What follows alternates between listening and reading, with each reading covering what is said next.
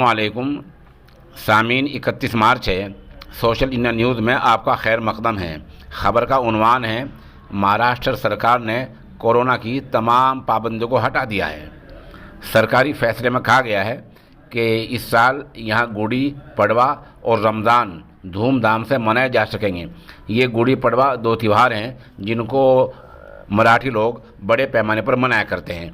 इस तरह वहाँ बाबा साहब की रैली निकलने वाली है, उसके बारे में कहा गया है कि वो भी ज़ोर शोर से निकलेगी।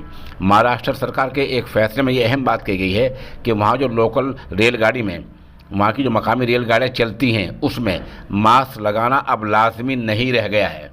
इसी तरह का एक फ़ैसला दिल्ली सरकार ने लिया है कि दिल्ली सरकार के फैसले में ये भी कहा गया है कि मेट्रो में जो मास्क न लगाने पर 500 रुपये का जुर्माना आयद किया गया था, उस जुर्माने की रकम को अब ख़त्म कर दिया गया है।